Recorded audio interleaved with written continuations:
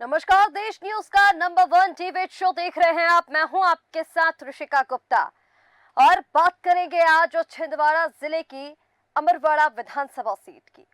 छिंदवाड़ा जिले में एक बार फिर से सियासत तेज हो गई है और एक बार फिर से बीजेपी पर वॉशिंग मशीन जैसे आरोप लगने शुरू हो गए हैं। आपको बता दें कि छिंदवाड़ा जिले की अमरवाड़ा विधानसभा सीट में 10 जुलाई को उपचुनाव होना है। दरअसल कुछ दिन पहले ही कांग्रेस से विधायक रहे कमलेश शाह ने कांग्रेस छोड़कर भारतीय जनता पार्टी ज्वाइन कर ली, इसलिए यहां उपचुनाव हो रहा है। अब कांग्रेस ने बड़ा आरोप लगाते हुए कहा है कि कमलेश शाह की पत्नी भ्रष्टाचार में संलिप्त हैं। इसका फायदा मंत्री कैलाश विजयवर्गीय ने उठाया, उन पर दबाव बनाकर भाजपा में उन्हें शामिल करवा लिया। प्रदेश कांग्रेस मीडिया विभाग के अध्यक्ष मुकेश नायक ने पत्रकारों से चर्चा करते हुए कहा कि हाल ही में भाजपा में शामिल हुए कमलेश शाह और नगर परिषद के अध्यक्ष रही उनकी पत्नी ने सरकार के खजाने से करोड़ों रुपयों का घोटाला कर भ्रष्टाचार किया। इस मामले में कोर्ट में भी प्रकरण चल रहा है और कमलेश शाह की पत्नी माधवी शाह हाई कोर्ट से अग्रिम जमानत पर हैं।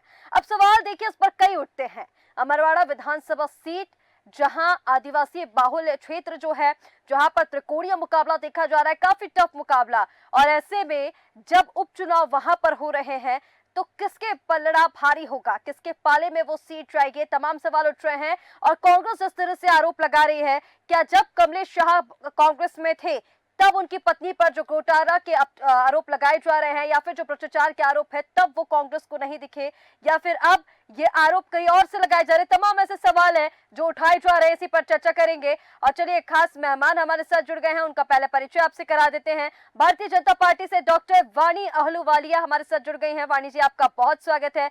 रवि परमार कांग्रेस प्रवक्ता हमारे साथ जुड़ गए हैं। रवि जी, बहुत स्वागत है। इसी के साथ वरिष्ठ पत्रकार कल्पना शर्मा हमारे साथ जुड़ गई हैं। कल्पना जी, बहुत स्वागत है। वाणी जी, सबसे पहले मैं आप ही के पास आना चाहूंगी। देखिए, आदिवासी बाहुल्य क्षेत्र है, अमरवाड़ा की ये जो सीट है, यहाँ पर उपचुनाव होने हैं और ऐसे में जो बीजेपी में शामिल हुए हैं, कांग्रेस से विधायक रहे हैं, आपने फिर से उन्हें मैदान में उतार दिया है। लेकिन अब आरोप ये लगाए जा रहे हैं कांग्रेस की ओर से कि उनकी पत्नी के ऊपर बड़े भ्रष्टाचार के आरोप है। कमलेश शाह और उनकी पत्नी ने पद का दुरुपयोग किया, सरकार को चूना लगाया, सरकार में करोड़ों रुपए का घपला उन्होंने किया, उसके बाद भी आपकी तरफ से उन्हें मैदान में उतारा गया। सबसे पहले तो ऋषिका जी, कल्पना जी, रवि जी, आप सबको मैं नमस्कार करती हूँ। देश न्यूज़ के सभी दर्शकों को नमस्कार करती हूँ। बहुत ही दुर्भाग्यपूर्ण है कांग्रेस की जो नीति होती है। देखिए, आपको ध्यान होगा कि ये जिस कार्यकाल की बात कर रहे हैं तब इनकी पत्नी अध्यक्ष थी और उनके जो नगर पंचायत अध्यक्ष जी, नगर पंचायत अध्यक्ष थी और उनके जो नीचे के कर्मचारी थे, ये घपला उन कांग्रेसी कर्मचारियों पे, कार्यकर्ताओं पे लगाया गया था। अब इन्होंने जो गड़े मुर्दे उखाड़े, ये अपने ही पैर पे कुल्हाड़ी मारेंगे, क्योंकि एक अध्यक्ष के नाते जाहिर है कि वो पूरा जो घोटाला होता है वो अध्यक्ष को भी उसमें शामिल किया जाता है। It is by default. तो ये जो आरोप एक्चुअली है, ये कांग्रेस खुद ही के कार्यकर्ताओं पर लगा रही है और इसको एक राजनीतिक मुद्दा बनाकर इतने वर्षों बाद ये अभी कुछ पॉलिटिकल माइलेज गेन करने की कोशिश कर रहे हैं। और आपको इतना भी ध्यान दिला दूं कि लोकसभा चुनाव में भारतीय जनता पार्टी ने न केवल अपनी जो हार का अंतर था उसको भी कवर किया है और उसके आगे बढ़ी है। यानी कि जो 24-25 हजार वोट से वो हारे थे पिछली बार, उसके अतिरिक्त वो कवर करके 16,000 वोट्स के ऊपर गई है। तो हार का मसला कांग्रेस के पास है, भारतीय जनता पार्टी के पास कभी भी नहीं है। जो ये जनजातीय क्षेत्र की जनता है वो बहुत अच्छे से समझती, जानती, पहचानती है कि भारतीय जनता पार्टी उनके साथ हमेशा, उनके विकास के साथ, उनके समाज के साथ, उनके सेहत के प्रति, यानी कि उनके स्वास्थ्य के प्रति, उनके बच्चों की शिक्षा के प्रति, मातृशक्ति के प्रति, उनको आत्मनिर्भर कैसे बनाना है, भारतीय जनता पार्टी खड़ी थी, खड़ी है और खड़ी रहेगी। और इस नाते आने वाले समय में जब ये बाई इलेक्शन होगा कुछ दिनों में, भारतीय जनता पार्टी उसे भी जीतेगी। बेसिकली वहां पर कमल खिल चुका है, यहाँ पर एक छोटा कमल और खिलेगा। ठीक है, ठीक है वाणी जी, वापस आपके पास लौटूंगी क्योंकि इसके साथ और सारे कई सवाल जुड़े हुए हैं, आपसे इसका भी जवाब लूंगी, लेकिन उसके पहले बाकी मेहमानों को इन कर लेते हैं। रवि परमार जी, रवि जी, आरोप लगाने का क्या मतलब निकाला जाए? देखिए, कमलेश शाह जब कांग्रेस में रहे थे, क्या तब पार्टी को ये याद नहीं आया कि उनके पत्नी पर भ्रष्टाचार के आरोप लगे हैं या फिर वो जमानत पर बाहर है? ये जो तमाम आरोप जो आप लगा रहे हैं भारतीय जनता पार्टी पर, इसे किस तरह से देखा जाए? देखिए, भारतीय जनता पार्टी ने खरीद फरोख्त के साथ साथ डराने धमकाने की राजनीति की है और जिस तरह के घोटाले और ये सब सामने आ रहे हैं, तो इससे स्पष्ट हो रहा है कि भारतीय जनता पार्टी घोटालेबाजों के साथ में। भारतीय जनता पार्टी जो घोटाले करते हैं उनको डराती धमकाती है घोटाले के दम पे और उन घोटालों को आगे बढ़ा देती है और उसके बाद जब वो उनकी पार्टी में शामिल हो जाते तो इनके लिए वो सारे घोटाले खत्म हो जाते हैं। ये उन घोटालों को बंद कर देते हैं, उन घोटालों को फाइल, और पूरे देश में यही हो रहा। भारतीय जनता पार्टी ने जो पैटर्न अपनाया है कि घोटाले पहले करवाओ, पहले घोटालेबाजों को संरक्षण दो, उसके बाद फिर उन घोटालों को बंद करने के लिए अपनी डिमांड रखो। तो इस तरह से देखा जा रहा पूरे देश में स्थिति यही है। आज बात मध्य प्रदेश की नहीं है, आप पूरे देश में देखिए, हमने महाराष्ट्र देखा, जब अजीत पवार जी इधर थे तो उनके ऊपर घोटाले के आरोप लगाए, वो बीजेपी में शामिल हो गए तो उनको आरोप से निराधार कर दिया। तो मतलब पूरे देश में जिस तरह से भारतीय जनता पार्टी ने पैटर्न अपनाया है। और बात रही चुनाव की, तो देखिए चुनाव तो कांग्रेस ने भी लड़ा है और जिस तरह से जो परिणाम आए उस पर हम विचार मंथन भी कर रहे हैं। हम ये नहीं कह रहे हैं कि हमारी गलती नहीं है, चुनाव में कहीं ना कहीं कमियां रही और जिस तरह से लोकसभा के चलते चुनाव में इन्होंने अपना पाला बदल लिया था और जिस तरह से देखा जा रहा है कि पूरे देश में यही स्थिति चुनाव के समय उत्पन्न की गई थी भारतीय जनता पार्टी द्वारा कि इससे चुनाव प्रभावित हो सके। तो पूरी तरह से षड्यंत्र पूर्वक लोकतंत्र की हत्या की जा रही है देश में, सबको साफ दिखाई दे रहा है। लेकिन रवि परमार जी, लोकतंत्र की बात आप यहाँ पर कर रहे हैं, मेरा सवाल आपसे ये था कि जिस तरह से अब आप कमलेश शाह पर आरोप लगा रहे हैं, उनकी पत्नी पर आरोप लगा रहे हैं या फिर बीजेपी पर आरोप लगा रहे हैं, देखिए चुनाव का समय है, आरोप प्रत्यारोप का दौर जारी है, लेकिन आपसे ये पूछना चाह रही थी, क्या जब कमलेश शाह आपकी पार्टी में थे तब उन पर ये भ्रष्टाचार के आरोप नहीं थे या फिर एकदम से उन्होंने कोई भ्रष्टाचार कर दिया, कोई घोटाला कर दिया, जमानत पर, वो अग्रिम जमानत पर बाहर आ गई हैं? तब भी तो उनके ऊपर आरोप लगे हुए थे, तब भी तो उन्होंने भ्रष्टाचार किया हुआ था ना आपकी नजरों में। मैं कहना चाहता हूँ, अगर उनने कोई भ्रष्टाचार किया था, अगर कोई जुर्म किया था तो उस समय भारतीय जनता पार्टी की सरकार से इनको तत्काल कार्रवाई करना थी, लेकिन इन्होंने कार्रवाई न करके क्यों कोई कार्रवाई नहीं की? आपकी पार्टी से विधायक थे कमलेश शाह, आपने क्यों कार्रवाई नहीं की? और अगर वो सही थी तो फिर आपकी पार्टी को उनके साथ खड़े होना चाहिए था। देखिए, निश्चित तौर पर देखा जाए, अगर वो सही होते तो हमारी पार्टी खड़ी होती। आज उनने जो गलत किया था, जो दोषी रहेगा, जो आरोपी रहेगा, उसके साथ कांग्रेस नहीं खड़ी रहेगी। रवि परमार जी, यानी वो गलत थी? गलत थी तभी तो वहाँ जाके बैठे हैं ना कि जिससे बच सके। भारतीय जनता पार्टी का काम यही तो है, आरोपियों और जो भ्रष्टाचारी उनको बचाने का। तो भारतीय जनता पार्टी अपना काम कर रही है, भारतीय जनता पार्टी कोई गलत काम थोड़ी कर रही है। उसका तो काम ही है ना कि देश में कोई भी बड़ा भ्रष्टाचार करेगा या कोई भी बड़ा आरोपी होगा उसको बचाने के काम करेगी भारतीय जनता पार्टी। तो स्वाभाविक सी बात है, भारतीय जनता यहाँ अमरवाड़ा में भी अपना काम कर रही है। वो भ्रष्टाचार के आरोपी थे, पहले भारतीय जनता पार्टी ने भ्रष्टाचार के आरोप लगाया, भ्रष्टाचार की जांच आगे बढ़ाई और जब वो भारतीय जनता पार्टी में शामिल हो गए तो भ्रष्टाचार की जांच उन्होंने बंद कर दी। अब हम उस मुद्दे को उठा रहे हैं तो कह रहे हैं आप भ्रष्टाचारी हो।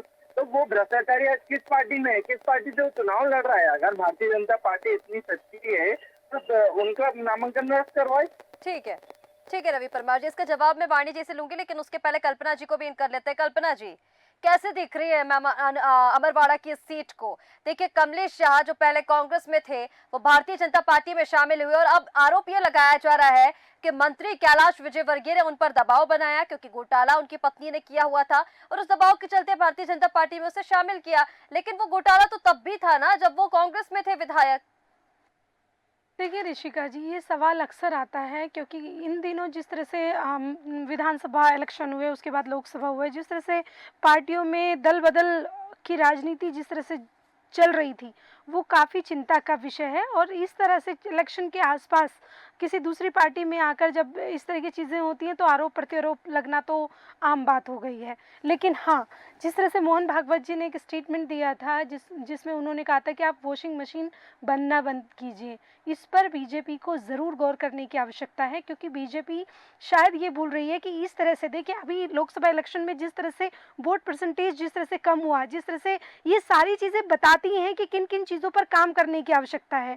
इसमें एक बहुत महत्वपूर्ण विषय ये भी था, इसको लेकर के सरकार को बार बार चेताया भी गया था, उनके वरिष्ठ नेताओं द्वारा समझाइश दी गई थी, लेकिन कहीं ना कहीं उस पर उस तरह से काम नहीं हो रहा है। आप दूसरी पार्टी के लोगों को अपनी पार्टी में शामिल ज़रूर कर लेते हैं, लेकिन उसकी वजह से आपके अपने ही कार्यकर्ता, आपके अपने लोग आपसे किस तरह से नाराज़ हो जाते हैं।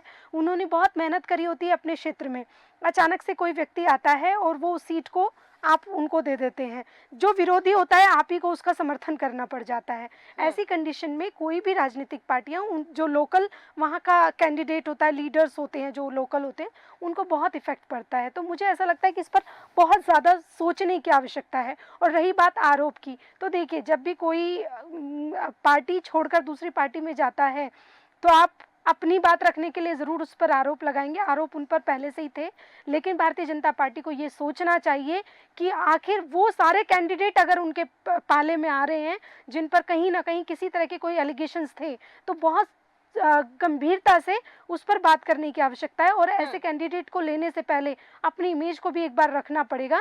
वोट बैंक की राजनीति के लिए ये सब किया जाता है क्योंकि ये राजनीति है ऋषिका, लेकिन इस राजनीति के साथ साथ कहीं ना कहीं अपनी सुचिता का थोड़ा बहुत ध्यान रखने की आवश्यकता है। जो मुझे ऐसा लगता है कि राजनीतिक पार्टियों में, सिर्फ एक राजनीतिक पार्टी की बात क्यों करूँ मैं, सारी राजनीतिक पार्टियों में इन चीज़ों का अभाव है। जिस तरह से इंडी गठबंधन हुआ, कहीं ना कहीं वो बताता है कि जिनके खिलाफ आप अन्य क्षेत्रों में लड़ रहे थे, आप वहीं पर उनको लोकसभा में अपने साथ जोड़ते हैं। बिल्कुल ठीक कह रही कल्पना जी, लेकिन कहीं ना कहीं यहाँ पर जिस तरह से आपने बोला कि आरएसएस प्रमुख ने भी इस बात को लेकर चेताया बीजेपी को कि कहीं जिस तरह से आप वॉशिंग मशीन बनते जा रहे हैं, हालांकि वो बयान जो है वो अलग दौर में दिया गया था, लेकिन यहाँ पर भी कुछ ऐसा ही होते हुए अब हम देख पा रहे हैं।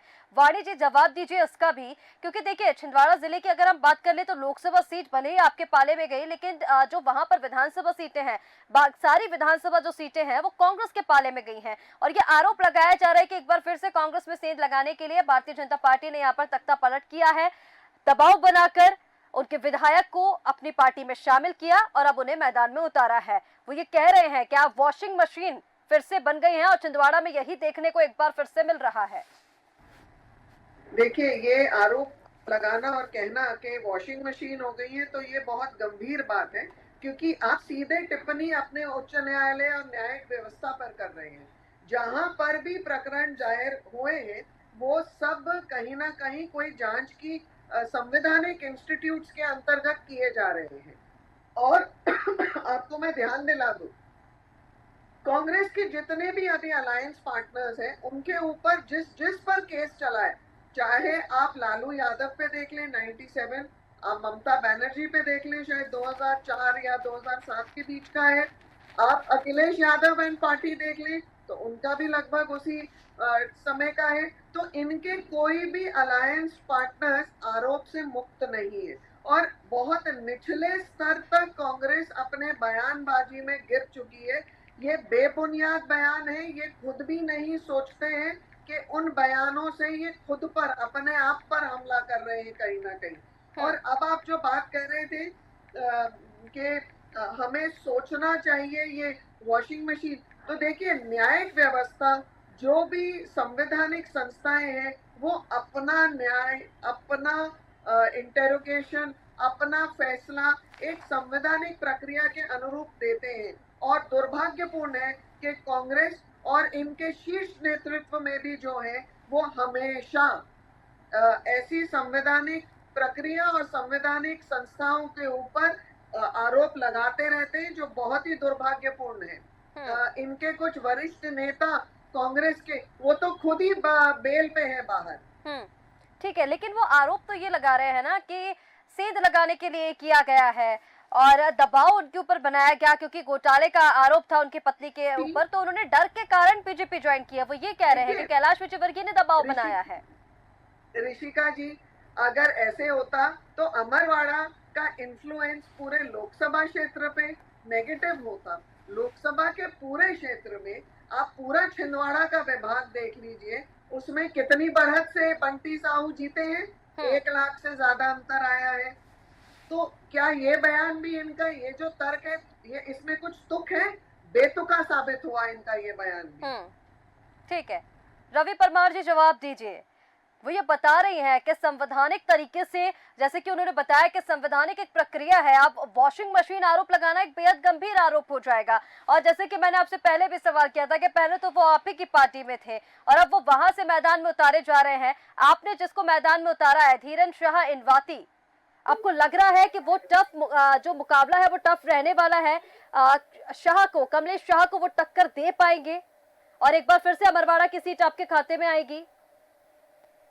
देखिए, कमला को टक्कर तरह से भारतीय जनता पार्टी यहाँ पे कैंडिडेट को डरा धमकाकर अपने पार्टी में शामिल किया लोकसभा चुनाव के दौरान, तो जनता ने ये पूरा घटनाक्रम देखा है। और लेकिन वो तो ये कह रहे हैं ना, अपनी मर्जी है, जो आएगा वो उसको शामिल कर लेंगे। कांग्रेस चुनाव नहीं लड़े, जनता मान रही कि आपको हमने जिताया था, आपको जिताकर विधानसभा भेजा था, लेकिन आप हमारी आवाज विपक्ष में उठाने की बजाय आप उस पार्टी में शामिल हुए जो कि दबाव डरा धमका कर लोकतंत्र की हत्या कर रही है। एक वॉशिंग मशीन की तरह तो इस्तेमाल किया जा रहा है, इसमें कौन सी गलत बात है, कौन सा आरोप है? मोहन भागवत जी ने भी ये बात कही कि भारतीय जनता पार्टी की जो ये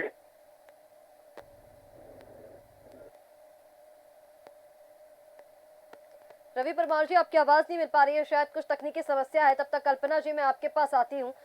ये यहाँ अमरवाड़ा की सीट पर जो हम देख रहे हैं कल्पना जी, त्रिकोणीय मुकाबला है। देखिए, मैंने पहले भी कहा था आदिवासी बहुल्य क्षेत्र ये है।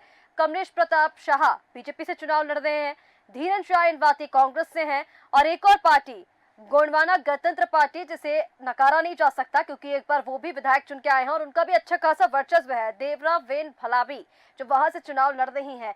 क्या लग रहा है आपको? एक बार तो कांग्रेस को, वहां की जनता ने कांग्रेस को जिताया, कांग्रेस पर भरोसा जताया, भारतीय जनता पार्टी ने उसी प्रत्याशी को फिर से मैदान में उतारा है, लेकिन कांग्रेस ने जिसको उतारा है यहाँ पर, धीरन शाह इनवाती, देखिए टफ मुकाबला इसलिए भी रहने वाला है क्योंकि आंचल कुंड धाम से धीरन शाह जुड़े हुए हैं और वहां आदिवासियों की इस धाम से, इस आंचल कुंड धाम से एक विशेष आस्था है। आपको लग रहा है कि उतना कड़ा मुकाबला रहने वाला और एक बार फिर से कांग्रेस के खाते में ये सीट जाएगी, या फिर कमलेश शाह को, जैसे जनता ने पहले जिताया था, एक बार फिर जनता उन पर भरोसा जताएगी?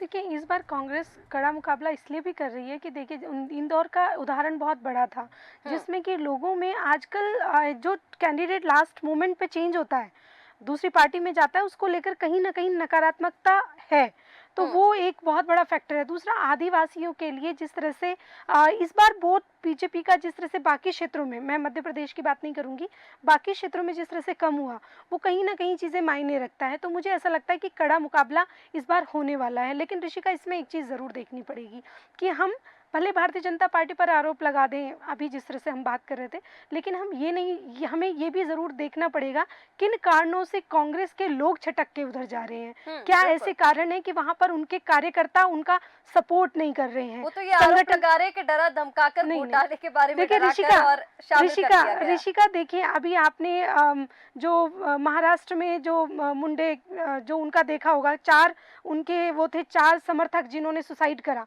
ठीक है, अगर नहीं जीती प्रत्याशी तो 4 समर्थकों ने सुसाइड करा। ऐसी कंडीशंस भी होती हैं कि यदि आप वहां पर कार्य कर रहे हैं तो ऐसा नहीं है कि लोग आपका साथ छोड़ देते हैं, लेकिन मेन बात है कि संगठन में अगर आपकी सुनवाई नहीं होती है, लोग आपकी बातें नहीं सुन रहे हैं, ऊपर बैठे जो पदाधिकारी होते हैं, तो कहीं ना कहीं निराशा पार्टी के कार्यकर्ताओं में होती है। दूसरा, उनके ऐसे बहुत सारे मुद्दे होते हैं जिसको लेकर के वो संगठन से बात करते हैं, संगठन उसकी सुनवाई नहीं करता है। ऐसे विषय कांग्रेस में बहुत ज्यादा देखने को मिलते हैं। आदिवासियों की अगर मैं बात करूं, उनको लेकर के कांग्रेस जिस तरह से बातें करती है, इम्प्लीमेंट में उस तरह की चीजें सामने नहीं आती, जिसकी वजह से लोगों में कहीं ना कहीं, आदिवासी क्षेत्रों में अगर मैं बात करूं, कहीं ना कहीं कांग्रेस या इन राजनीतिक पार्टियों के प्रति निराशा जरूर है, उनके हित की बात जरूर की जाती है। विधानसभा के चुनाव अगर हम देखें कल्पना जी, यहाँ पर तो आदिवासियों ने कांग्रेस पर ही भरोसा जताया है। कहीं ना कहीं पहले भी हम ये देखते हैं कि आदिवासी जो बेल्ट है वो कांग्रेस की तरफ रहा है, लेकिन उसके बाद यही चीज मैं आपसे बता रही हूँ कि उसका ही बेनिफिट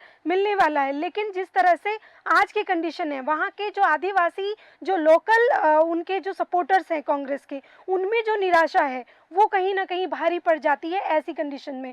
दूसरा, कि उनके जो बड़े नेता हैं, जो क्षेत्र में काम करते हैं, लगातार वहाँ के लोकल मुद्दे उठाते हैं, वो लास्ट मोमेंट पे दूसरी पार्टी में चले जाते हैं। तो हम्म। ये कहीं ना कहीं निराशा का एक बहुत महत्वपूर्ण पार्ट होता है, जिसको लेकर के संगठन को जितना मजबूती से अपना काम करना चाहिए, अपने कैंडिडेट कैसे ठीक है। छटक के दूसरी पार्टी में जा रहे हैं, इस पे काम करने की आवश्यकता ठीक है। है। तो मुझे उसका अभाव लगता है। ठीक है, रवि परमार जी, आप मुझे सुन पा रहे हैं?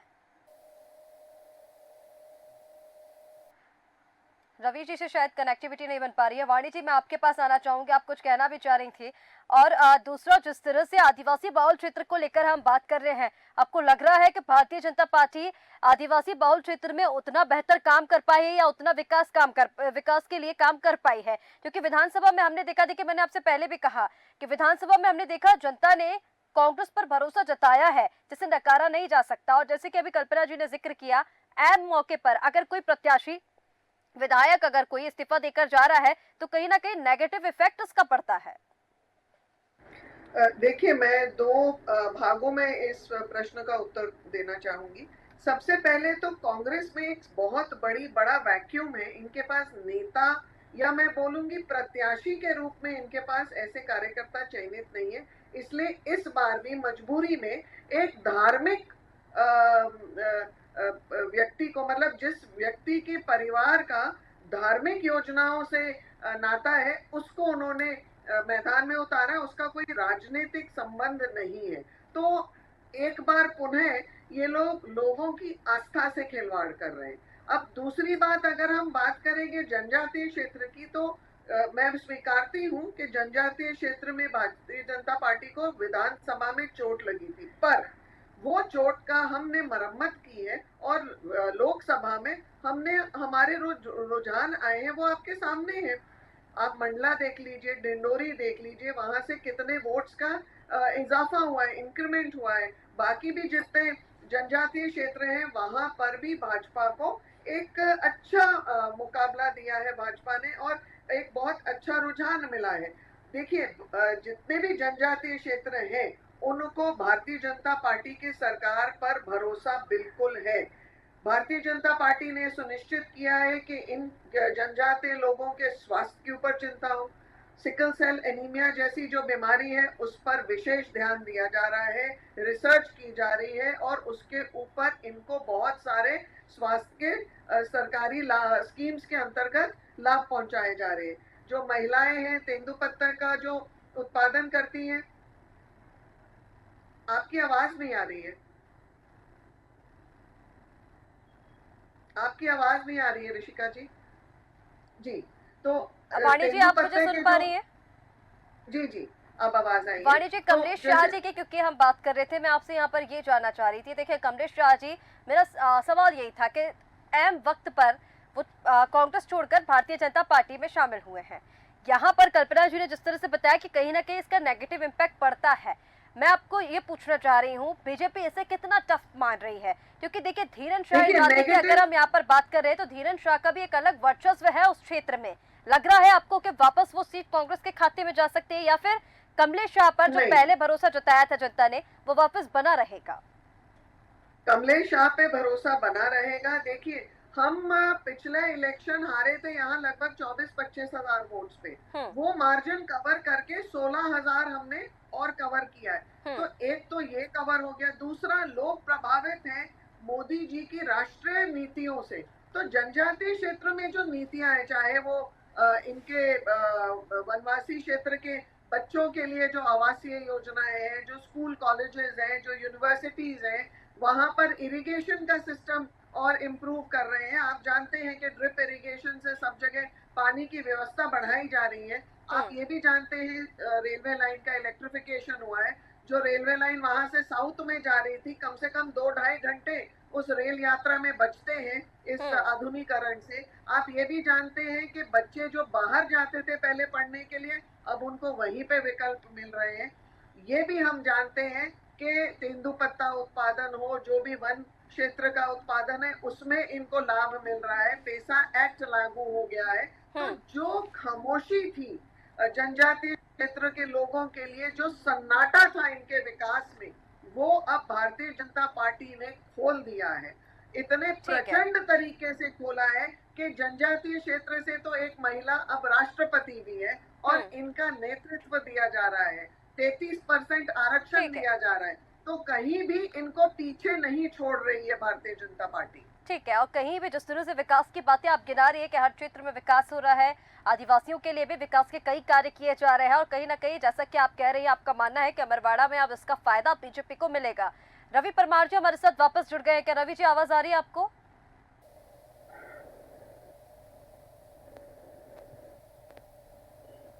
ठीक है, कुछ संपर्क करने में कोई दिक्कत जा रही है शायद रवि जी के साथ। कल्पना जी, एक अंतिम प्रतिक्रिया मैं इस पर आपकी लेना चाहूंगी। जैसे कि अभी वाणी जी ने कहा कि हर क्षेत्र में जनजाति के लिए और आदिवासियों के लिए तमाम जो विकास के कार्य हैं वो बीजेपी की ओर से किए गए, और अमरवाड़ा में अब इसका फायदा बीजेपी को मिलने वाला है। देखिए, पार्टियां तो अपने अपने दावे करती हैं, ये तो आने वाला इलेक्शन के बाद जो रिजल्ट आता है उसमें ही चीज़ें क्लियर होती हैं। पार्टियां अपनी अपनी तरफ से दोनों ही मेहनत कर रही हैं, उससे इनकार नहीं किया जा सकता। और एक मनोबल कम होने के बाद युद्ध मैदान में आना ही काफ़ी बड़ी बात हो जाती है। कांग्रेस के लिए मैं इसलिए बधाई देना चाहती हूँ कि इस समय जिस तरह से निराशा मध्य प्रदेश में हाथ लगी है, उसके बाद भी यदि वो अपनी बात रखने के लिए सामने आ रहे हैं तो ये उनके लिए बहुत अच्छा एक साइन है कि कम से कम लड़ने के लिए सामने कोई भारतीय जनता पार्टी के सामने कोई कैंडिडेट खड़ा हुआ है। ये उनके लिए, क्योंकि इंदौर में आपने देखा लास्ट मोमेंट में जिस तरह से चीज़ें हुई थी, कोई फेस ही नहीं था। तो कम से कम ऐसी कंडीशन नहीं है। तो ये राजनीतिक पार्टियों के लिए या जो भी होगा वो एक अलग विषय है, लेकिन एक बात सच है, यदि गूगल भी किया जाए तो आप देखिएगा कि 2014 के बाद कम से कम 25 के आसपास ऐसे बड़े नेता की मैं बात करूंगी जो कांग्रेस में आए थे, सॉरी बीजेपी में आए, उसके बाद उनमें कितने लोगों पर उनकी जो कार्रवाई चल रही थी उसको होल्ड कर दिया गया। तो कहीं ना कहीं ऐसे जो मैसेज आरोप हैं जो बीजेपी के ऊपर शुरुआत से ही लगते आए हैं, कल्पना जी, ऐसे आप कह रही हैं, लेकिन आप कहीं ना कहीं ये जो अमरवाड़ा सीट की हम बात कर रहे हैं, जिस तरह से विधायक इस्तीफा देकर बीजेपी में शामिल हुए, इसने सभी को हैरान तो कर दिया था, लेकिन सवाल यहाँ पर यही उठ रहे थे कि कितनी नेगेटिविटी इससे अब जनता में आने वाली है। लेकिन बीजेपी का कॉन्फिडेंस एकदम बिल्डअप है। आप देखिए, वाणी जी कह रही हैं कि विकास के काम किए हैं और इसका फायदा निश्चित तौर पर बीजेपी को अमरवाड़ा में मिलने वाला है। देखना होगा कि फायदा कितना मिलता है, लेकिन फिलहाल ये चर्चा का विषय भी, और कहीं ना कहीं कांग्रेस की तरफ से जो आरोप लगाए गए कि कमलेश शाह की पत्नी ने घोटाले किए हैं, सरकार को चूना लगाया है, इसको लेकर तमाम बीजेपी को घेरने की कोशिश तो की जा रही है, पर उसके बाद भी देखना होगा कि ये त्रिकोणीय मुकाबला कितना दिलचस्प बना रहने वाला है। आप सभी मेहमानों का हमारे साथ जुड़ने के लिए बहुत शुक्रिया। तो तस्वीरें आपको लगातार दिखा रहे थे अमरवाड़ा से, क्योंकि आज नामांकन भरे गए और इस सीट पर 10 जुलाई को उपचुनाव होना है। चर्चा इसीलिए क्योंकि कांग्रेस विधायक ने इस्तीफा देकर भारतीय जनता पार्टी ज्वाइन की, और अब कांग्रेस की तरफ से उनकी पत्नी पर घोटाले के आरोप लगाए जा रहे हैं, और इसको लेकर अब देखना होगा कि त्रिकोणीय मुकाबला कितना दिलचस्प बना रहता है। क्या कुछ नेगेटिविटी यहाँ पर पार्टी को भी झेलनी पड़ जाती, क्योंकि जब जब हमने देखा है ऐसा होता है, पार्टी बदलकर कोई आता है तो निश्चित तौर पर पार्टी को उसका खामियाजा उठाना पड़ता है। देखना होगा कि अमरवाड़ा की इस सीट पर क्या कुछ होता है। फिलहाल हमारे इस खास कार्यक्रम में इतना ही। आप बने रहिए देश न्यूज के साथ। नमस्कार।